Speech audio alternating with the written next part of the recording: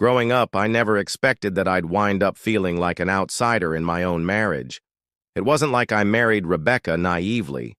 I knew her family was wealthy, and I knew they weren't exactly warm, but I didn't think much of it at the time. I believed love would be enough. I thought we would be enough. I was wrong.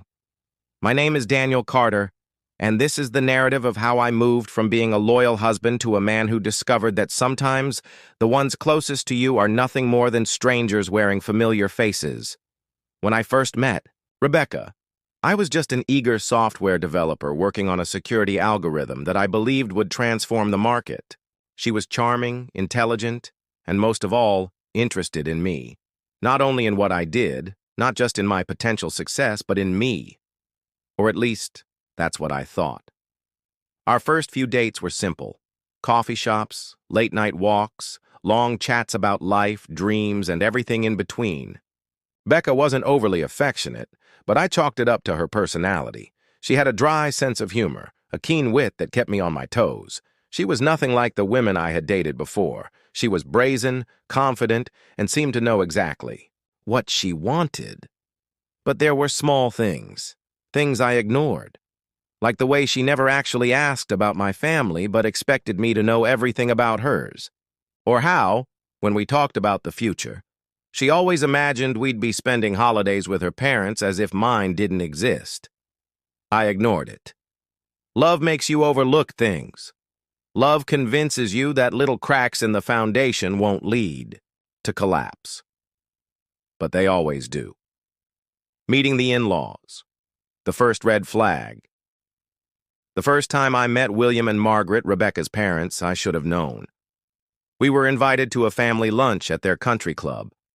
I showed up in a nice button-down and slacks, but the moment I stepped into the room, I realized I didn't belong.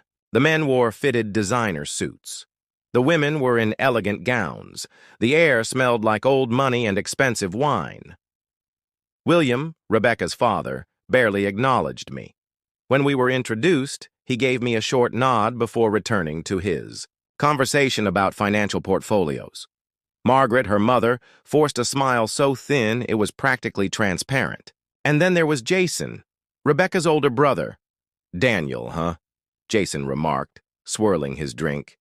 Rebecca says you do computers. I smiled, trying to keep it light. Yeah, I run a tech security startup. We're working on some AI-driven security systems. Jason chuckled. Sounds complicated. And just like that, I realized I wasn't being welcomed. I was being tolerated.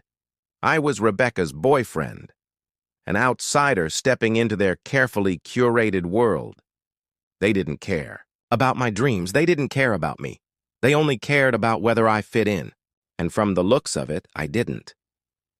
The engagement, a transaction, not a celebration. When I proposed to Rebecca, it wasn't the fairy tale moment I had envisioned. I planned everything: flowers, candles, a quiet rooftop dinner overlooking the city. I poured my heart out, told her she was the only woman I ever wanted to spend my life with. She said yes. But when we told her family, the first thing William said wasn't, "Congratulations," or "We're happy for you." Instead, he asked, "Did you sign a prenup?" I remember how Rebecca just sat there, saying nothing, as if this was a perfectly normal response to an engagement. As if this moment wasn't being stripped of all emotion and turned into a business transaction. I signed the prenup, not because I was worried about money, but because I didn't care about money. I cared about Rebecca. I wanted to prove to them that I wasn't with her for financial gain, that I wasn't some opportunist looking for a payday. It didn't change anything. Married life, a slow, agonizing isolation. The first year of our marriage was fine. Not great. Not bad. Just fine. Rebecca and I had our routine. We went to work, had dinner together, occasionally went on vacations. Yet there was a disconnect, something I couldn't quite put my finger on. Then, little things started happening. She spent more time with her family, but never invited me along. Whenever I talked about my company's progress, she seemed bored or indifferent. Her friends, all from the same privileged circles, made patronizing jokes about my background, and she never defended me. The worst part? I started feeling like a guest in my own home. Rebecca's mother had decorated the house for us. Her father had picked the neighborhood. Even the furniture felt like it belonged to someone else. And then there were the family gatherings. No matter how hard I tried, I was never one of them. I was always Daniel, the outsider, the one who wasn't born into money, the one who didn't belong. I remember sitting at a Christmas dinner, listening to everyone discuss their investments, their vacation homes, their latest luxury purchases. I tried to join in. Jason laughed and said, "You probably wouldn't get it, Daniel. It's more of a legacy money thing." Rebecca laughed too, and something inside me cracked. The requests, it was never about love. I wanted to believe that Rebecca loved me, that she saw me as her partner, not just an extension of her family's wealth. But then the requests started coming in. First, it was Jason asking for a small loan. Then Claire, Rebecca's sister, needing help with a brief financial setback. Then her parents. It started with subtle comments. Margaret complaining about the cost of their holiday home's upkeep, William grumbling about his outdated car. Then the hints turned into direct requests, a donation for home renovations, $30,000 for a remodel, $25,000 for Margaret's investment in a new wardrobe. When I hesitated, Rebecca would just stare at me. "Daniel," she'd say, "what's money? To you anyway?" And that's when I realized I was never family. I was an ATM. The breaking point. Rebecca's true colors. One night, after another dinner where I was ignored, I finally asked Rebecca, "Do you even love me?" She looked up from her glass of wine, confused. "Of course I do. What kind of question is that?" But there was no warmth in her voice, no reassurance, no real feeling. She loved the security I provided. She loved the status that came with being married to a successful businessman.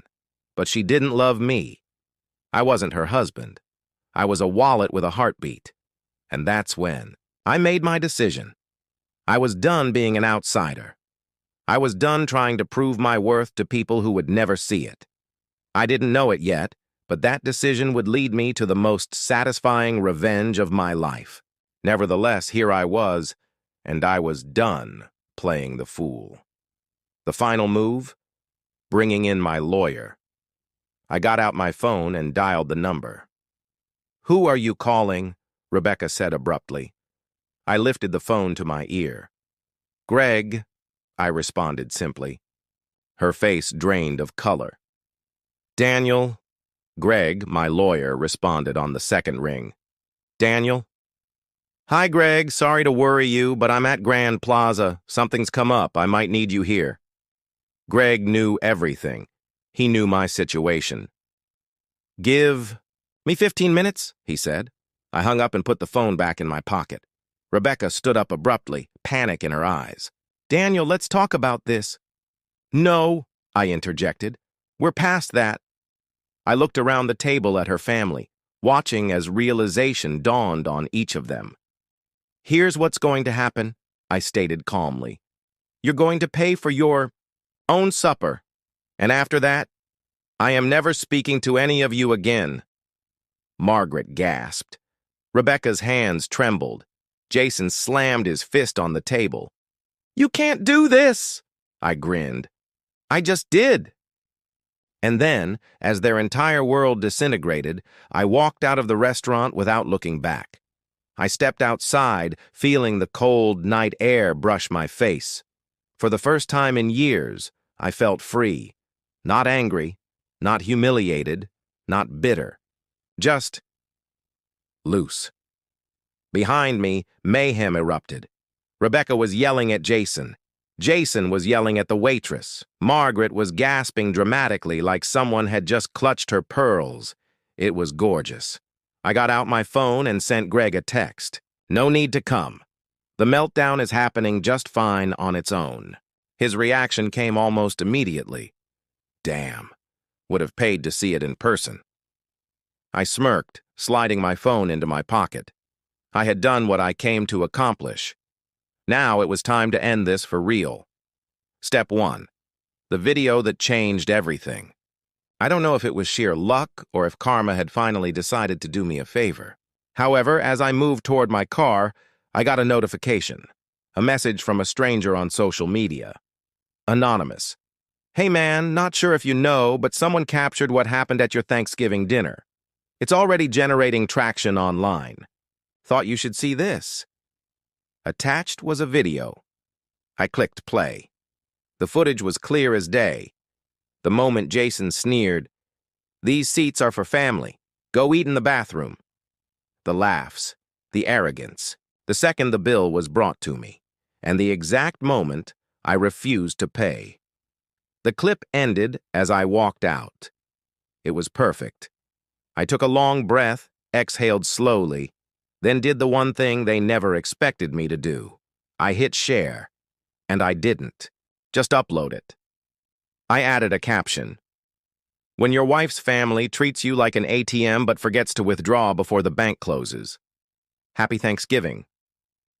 Family feast. Not my problem. Then I clicked off my phone and drove away, knowing full well the fire had already been set. Step 2. Watching them burn. By the next morning, it had begun. The video had gone viral overnight, racking up millions of views across various platforms. The comments were savage. Holy hell, the hubris of these people. They called him a slave and then expected him to pay. I need to know what happened to them next. Someone update us. Don't worry, Internet. I have plenty of updates coming. Step 3. The fallout. I knew Rebecca and her family were already in damage control mode, but it was too late.